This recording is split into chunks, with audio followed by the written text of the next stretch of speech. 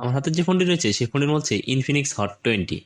আজ আপনি দেখে দিব মূলত এই ফোনটা যদি প্লে স্টোর কাজ না করে এবং কি যদি আপনি প্লে স্টোর থেকে কোনো কিছু ডাউনলোড করতে চান, সেক্ষেত্রে যদি দেখায় ডাউনলোড পেন্ডিং এবং কি কোনো অ্যাপস ইনস্টল করতে গেলে যদি লেখা ওঠে ক্যান নট ইনস্টল অ্যাপ, মূলত এ থেকে আপনি কিভাবে পরিত্রাণ পাবেন এবং যদি আপনার ফোনের প্লে স্টোরটা টোটালি কাজ না করে সেই ক্ষেত্রে আপনি কিভাবে প্লে স্টোরটা ঠিক করবেন।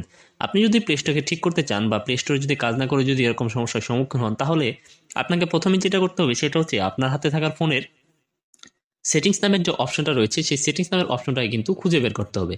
আপনি যখন সেই সেটিংস নামের অপশনটাকে খুঁজে পেয়ে যাবেন, তারপর আপনি সেই সেটিংস নামের অপশনটাতে ক্লিক করে দিবেন। সেটিংসে ক্লিক করার পর আপনার সামনে অনেকগুলো অপশন শো করবে। যেহেতু এইখান থেকে আপনার প্লে স্টোরের সমস্যা, সেক্ষেত্রে এইখান থেকে আপনাকে খুঁজে বের করতে হবে স্ক্রল ডাউন অ্যাপস নামে যে অপশনটা রয়েছে সেইটাকে।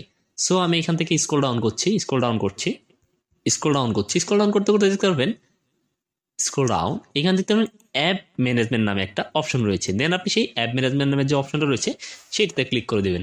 সেইটাতে ক্লিক করার পর আপনার সামনে অনেকগুলো অপশন শো করবে। এইখান থেকে দেখতে পাবেন অ্যাপ লিস্ট এবং কি স্ক্রিন টাইম। আপনি যে অ্যাপ লিস্ট রয়েছে সেই অ্যাপ লিস্টে ক্লিক করবেন। অ্যাপ লিস্টে ক্লিক করার পর এখান থেকে দেখতে পারবেন আপনার যে ফোনের অ্যাপসগুলো ইনস্টল করা আছে সেগুলো। সেইখান থেকে আপনি চলে যাবেন গুগল প্লে সার্ভিসেস। দেখতে পাচ্ছেন এখানে গুগল প্লে সার্ভিসেস স্টোরেজ হয়েছে 0.19 জিবি। এইখানে ক্লিক করবেন। ক্লিক করার পর স্টোরেজ অ্যান্ড ক্যাশ নামে একটা অপশন রয়েছে, সেইখানে স্টোরেজ অ্যান্ড ক্যাচে ক্লিক করবেন। স্টোরেজ অ্যান্ড ক্যাচে ক্লিক করার পর এখানে দেখতে পারবেন ক্লিয়ার স্টোরেজ এবং ক্লিয়ার ক্যাচ।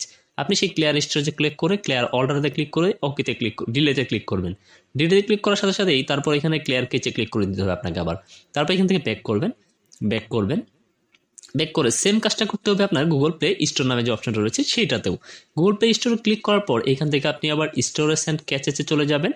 চলে যাওয়ার পর এখান থেকে আপনি ক্লিয়ার ক্যাচে ক্লিক করবেন এবং কি ক্লিয়ার স্টোরেজ নামে যে অপশনটা রয়েছে সেটাতে ক্লিক করবেন।